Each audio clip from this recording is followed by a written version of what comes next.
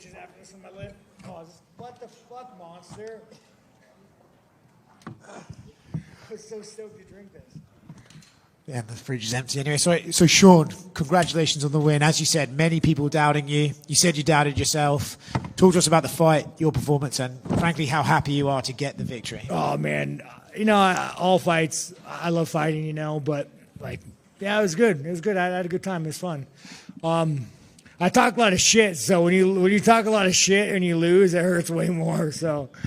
Well, I was going to ask that. Look, you did talk a lot of shit, but yeah, I did talk a lot of shit. Yeah, and you apologized for it too afterwards, which was very big of you. But you talked a lot. Does that apply pressure to you when you're warming up in the back? Do you start thinking man, I really painted myself in a corner here? Not just because you spoke some shit, but the level of shit you spoke. I don't give a fuck, man. It's like I sell fights. I mean, look at the UFC, how fucking boring it is. Really, the UFC is so fucking boring. I didn't even know half the other than Alex, and Alex doesn't even talk. He's just big and scary. That guy just knocks everybody out. But other than Alex, it's just fucking boring, dude. This might be a bit of a weird question, but because, you went through 5 rounds together and stuff like that, were you kind of happy that Khamjat was willing to squash the beef with you too? Yeah, no, again, you guys, I go fucking so hard, everybody. And there's always truth to what I say, and there's always, there's always truth to what I say, but at the end of the day, man, all the hate and all the hate's out of me. I need the hate battery recharge, so I need a couple days. But funny story, you guys want to hear something funny? Please. So on Tuesday, I'm sparring Johnny, that motherfucker, the PFL champ, and I'm at Polino's gym, Cruz's gym, and he fucking shoots on me, and I hit his brick ass wall, and I separated my shoulder. So I had a grade 1 AC joint separation on Tuesday, and I remember laying in bed on Tuesday night. I'm sure Chris has a video of me slamming the fucking shoulder, dude. Get some better pads. And I'm laying there. I can't lay on my left side. I'm like, you're such a fucking idiot. You are such a fucking idiot. So in the back, I'd normally like to get better warm-ups, but I didn't want to warm up and throw my shoulder out. The entire time, you're a fucking moron. Yeah. But I'm assuming next time you're still going to spar and fight. Oh, yeah, no, I'm just going to fucking find a cage, goddamn Cruz, that brick-ass wall, the gym you have. You said that you were going to be the one guy who could beat this guy, that when he grappled with you, you'd keep him moving and he would get tired. In the second round, it looked like he had a complete dump and he sort of fell forward. You stuffed him very well. Were you surprised about how he got back into the fight? No, again, he's a fucking savage, you guys. I was hitting him with shots, look how swollen my hand's swollen. He would just fucking eat it and come forward. The guy was a savage, and he was willing to fucking die for what he wanted. He's a fucking savage. Yeah. How do you rank this one to the Izzy win, right? Both of them. I don't give a fuck, dude. At the end of the day, man, sometimes I'm bleeding all over everything. I don't give a fuck, dude. It's a fucking belt. It means jack all fucking nothing, dude. And this is the problem with the world that we live in. You guys are always just chasing titles that men make, men will give you a title oh, I'm a CEO, I'm a CFO. Dude, no one gives a fuck, bro. It's a title. It's not real, And I've been saying it. The biggest superpower in life is gratitude, right? When I first got to Vegas, when I was 28, after my motorcycle accident, and I got blood everywhere. And I had my $1,200 apartment that I would go take you guys on tours, remember my crib, and I'd go flush the toilet. Bro, I was stoked though. I was stoked, man. I had a fucking mattress. I got fast cable, it was real nice. Got my first house. I'm fucking stoked, dude. I'm stoked. Got my second house. I'm stoked. Whenever you have gratitude, it's amazing. If I would have lost this fight, I would have went home. The sun would have risen. I would have had a good breakfast. I would have seen my wife. And I would be like, man, I'm the luckiest fucking man alive. And once you have that, it don't matter. Love that. 2 more quick ones from me outside it tonight. Nasruddin Imavov already tweeting he's going to put your lights out. Oh, my God. Fucking Nasruddin. You're gonna really get me on this, fucking racism again, huh? Are you fucking trying, you gay-ass pirate? Let's try and avoid the racism. No, I can avoid the racism, you guys. Come on, dude. Fuck.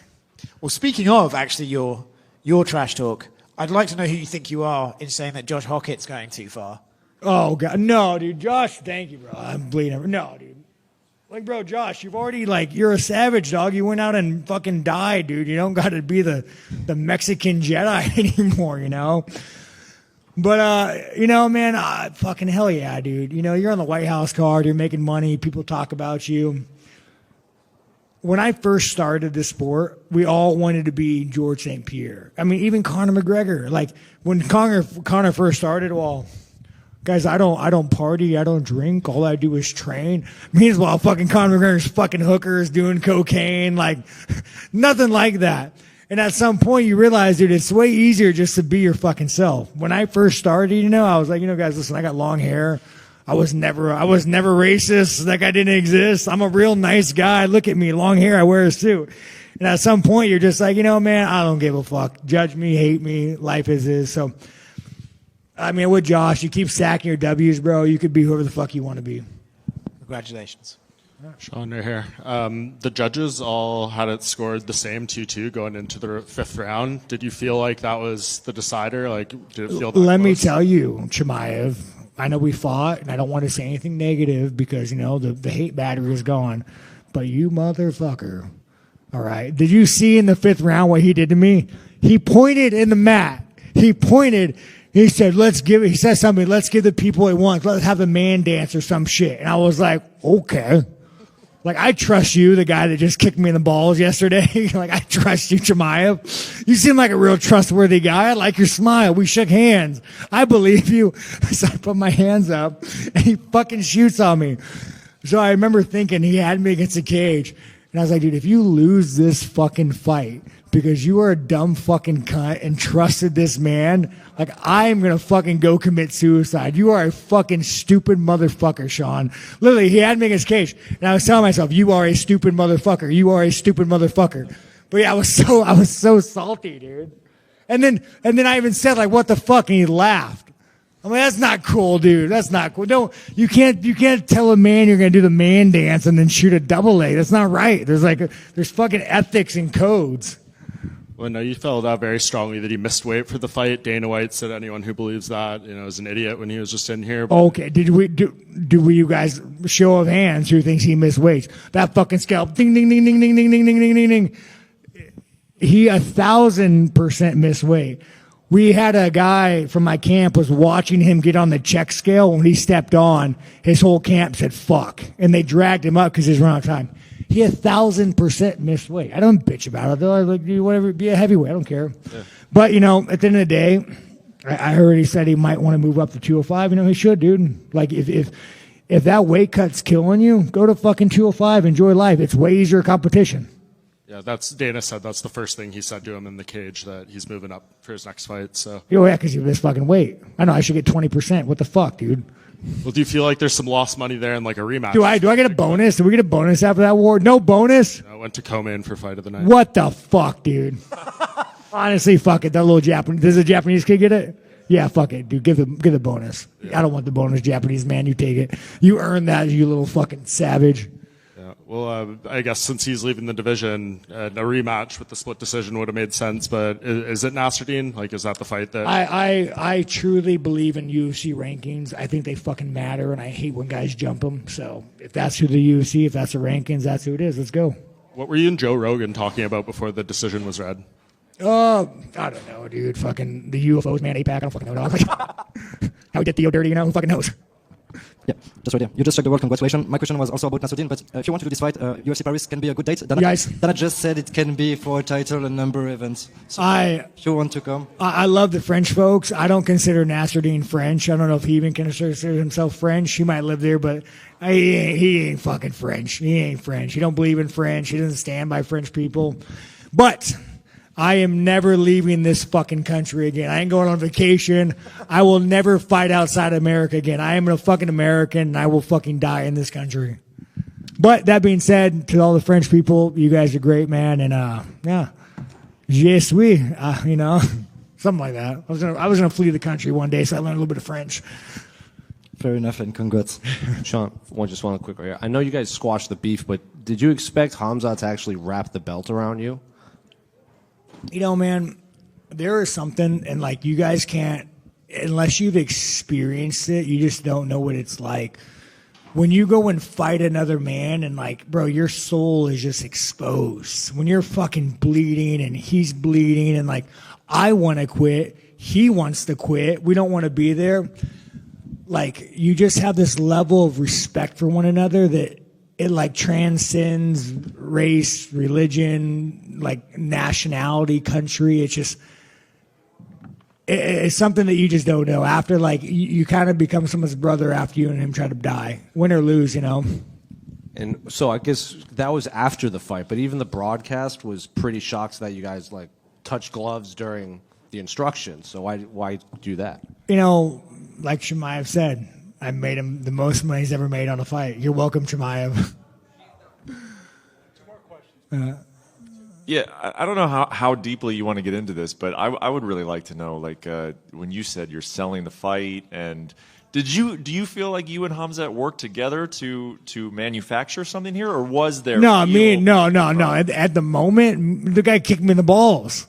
The fuck, dude. You know, I don't like to be threatened. Like,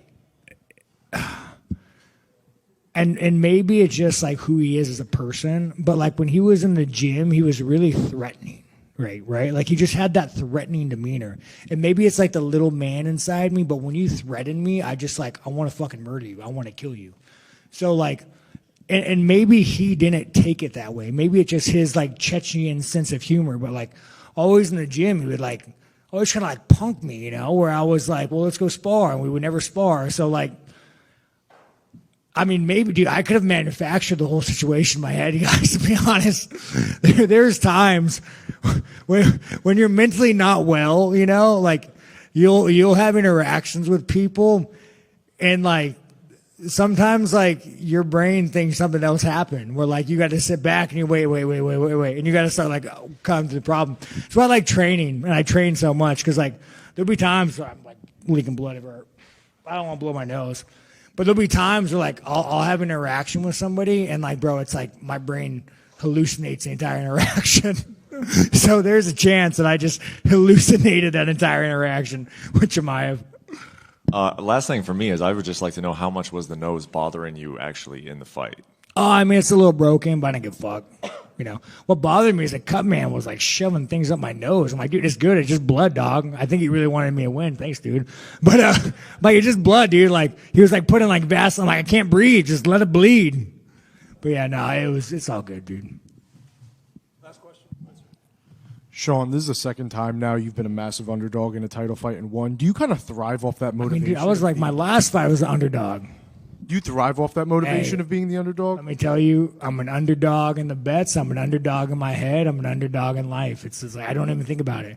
If I was ever a fucking favorite, it'd be weird, you know? Huh. There were USA chants and Let's Go Strickland chants flooding the arena throughout the fight. Does that like motivate you? You know, I love it. I love it. Like I even posted on my my store before or my gram before I fought. When I'm at a fight, right, and like everybody looks at me like Sean, the racist white national, like that's kind of like what the media paints me as. But when I'm at a press conference, like I mean, again, that's what the media paints me as. Sean the Nazi, like you know, SS, like motherfucker, I was my initials. Go fuck yourself. But you know, so I'm painted this way. But when I'm at a press conference, when I'm looking at my fans. You think I see a bunch of fucking towhead, little fucking blonde hair, white kids? No, dude, I see Mexican, black people, you know, you see Christians, like Muslims, maybe not so much Muslims this fight, but generally, you know, I have a lot of Muslim friends. But I see like so many non-white people looking back at me, and I'm like, it's crazy because like I'm representing these guys and I love it. And what I love about UFC in America, there is no you're white, I'm black, you're brown. Like, there's none of that. It's like, we are fucking Americans. You're my guy. Like, I want you to win for us.